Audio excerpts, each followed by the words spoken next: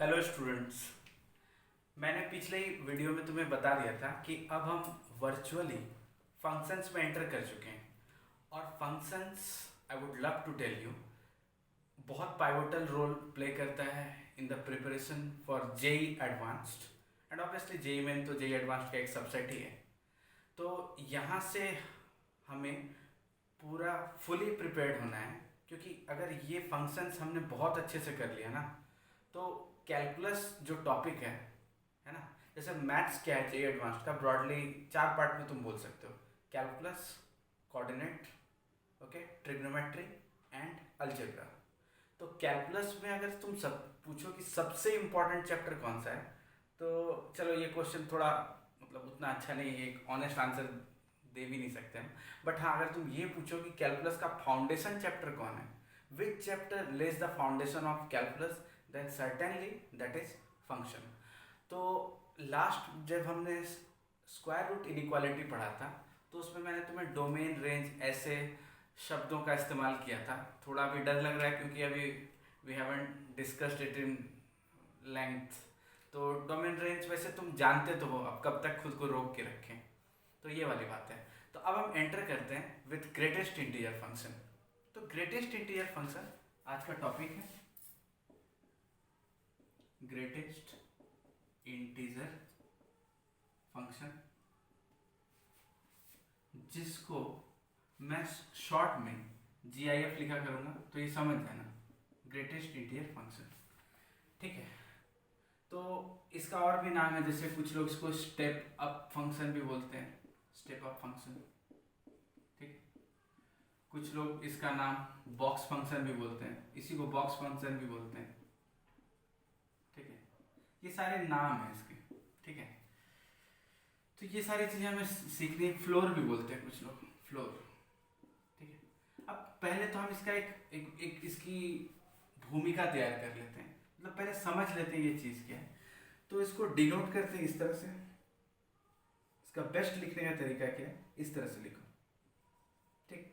तो इसको हम लोग कैसे पढ़ते हैं, this is read as greatest integer x, ऐसे बोलेंगे, ग्रेटेस्ट इंटीजर एक्स।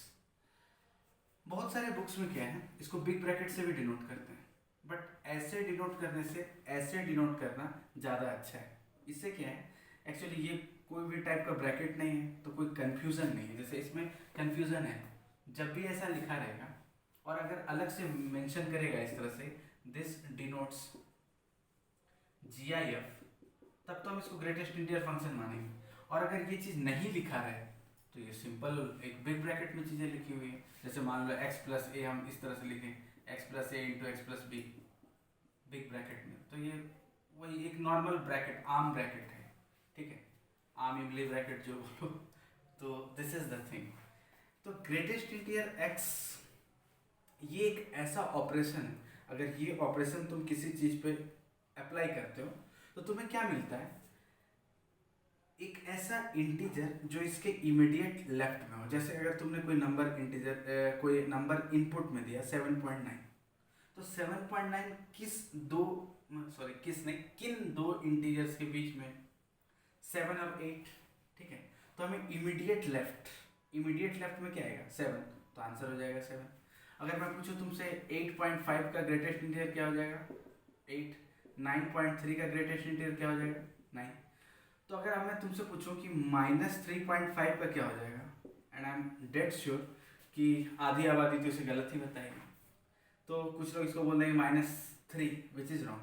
-3.5 को अगर हम देखें तो -3.5 किन दो इंटीजर्स के बीच में, -4 और -3, तो इमीडिएट लेफ्ट में जाना है, तो दिस आंसर इज -4।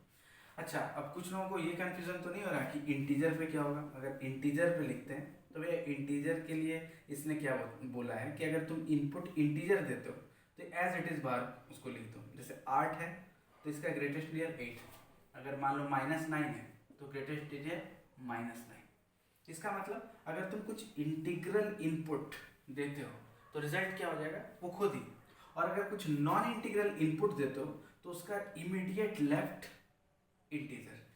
अब तुम सोच रहे होगे फिर जब इमीडिएट लेफ्ट मतलब तो छोटा, तो ये ग्रेटेस्ट इंटीजर फंक्शन क्यों बोला गया। तो इसका भी एक छोटा सा लॉजिक तुम ऐसे समझ सकते हो। जैसे कि मान लो 7.3 की बात करें तो इससे छोटे इंटीजर्स लिखते जाओ, 7, 6, 5, 4, ठीक है, 3 एंड सो ऑन, इस तरह से चलता रहेगा। तो इसके लेफ्ट के इंटीजर्स की बात करें तो इस तरह है, इसमें से सबसे बड़ा कौन है, 7, that's why it has been named greatest integer function. तो ये बेसिकली क्या है, मतलब तुम्हें ग्रेटेस्ट इंटीजर फंक्शन से अवेयर होना चाहिए कि ग्रेटेस्ट इंटीजर फंक्शन क्या है। तो आई गेस ये अच्छे से समझ में आ गया होगा।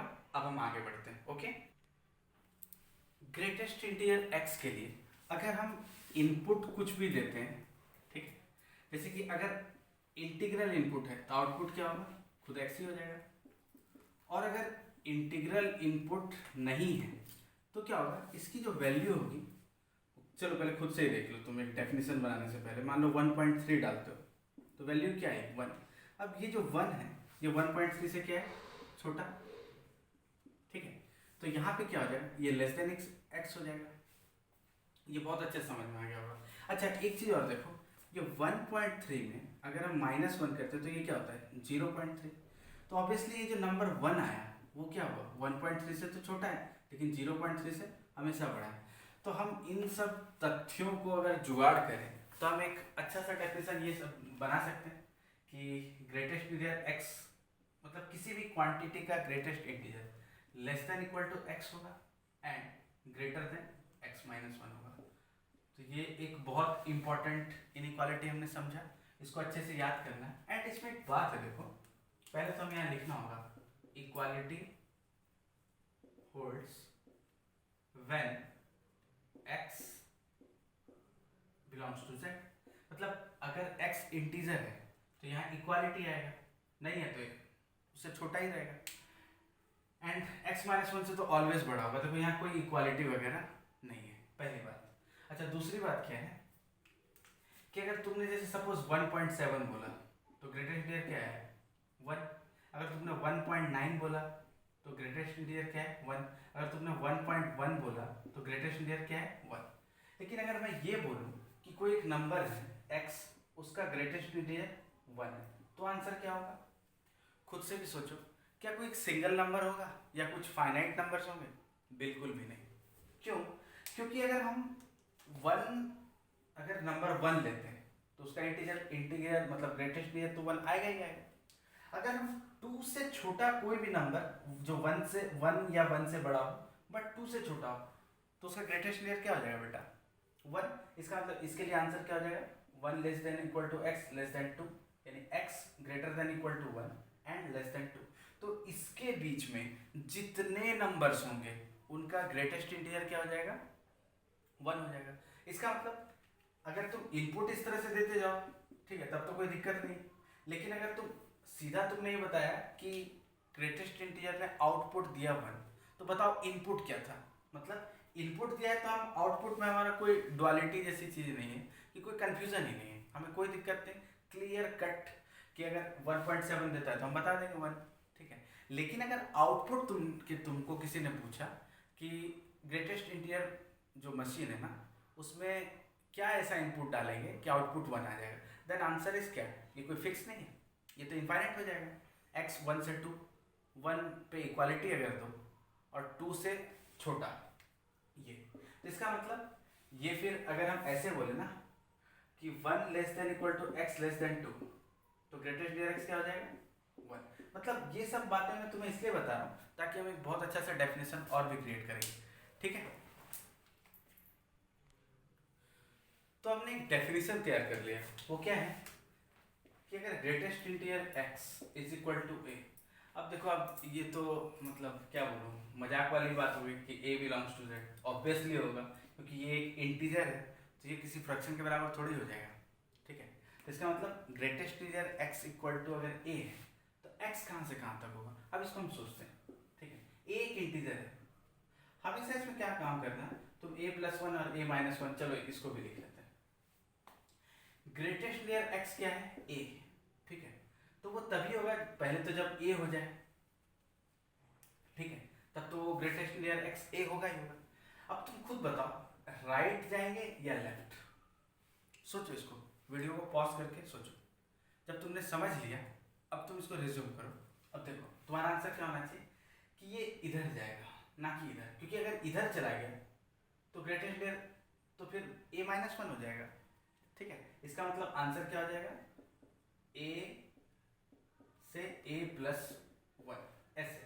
ठीक है, ये दोनों साइड से ट्रू है। अगर x a से a+1 है, इसके बीच में कुछ लेते हो तो ग्रेटेस्ट इंटीजर x कितना है, a।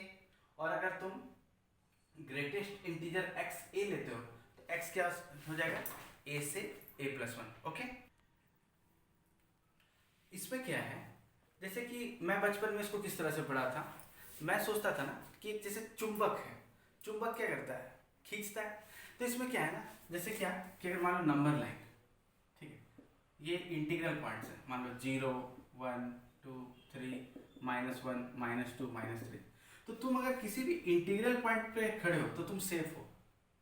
जैसे ही तुम इंटीग्रल पॉइंट से इधर उधर किधर भी खींच के तो तुमको पीछे खींच लेगा, लाइक ए चुंबक। ठीक है, जैसे मान लो तुम यहाँ पे खड़े हो, खींच के तुमको यहाँ ले आए, तुम यहाँ पे खड़े हो, खींच के तुमको यहाँ ले आए, मतलब इमीडिएट पहले। ऐसा नहीं कि खींच के तुमको कन्याकुमारी पहुँचा देगा, उतनी दूर नहीं खींच सकता, मतलब उतना पावरफुल चुंबक नहीं, थोड़ा कम पावरफुल है।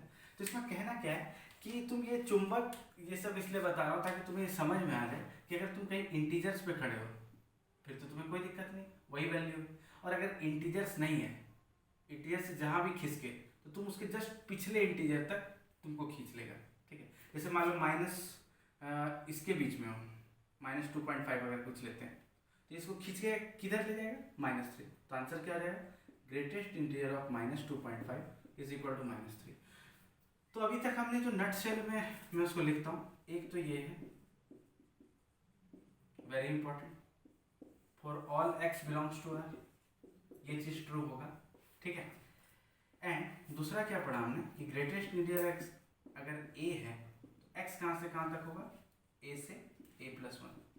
चूंकि ये दोनों साइड से ट्रू है तो ये इतना चीज हो जाएगा। अब ऑब्वियसली यहाँ a belongs to z, clear. तो ये तो तुम्हारा इन दोनों का हो गया। ठीक है, तो यहाँ तक मेरे ख्याल से I guess I am very clear.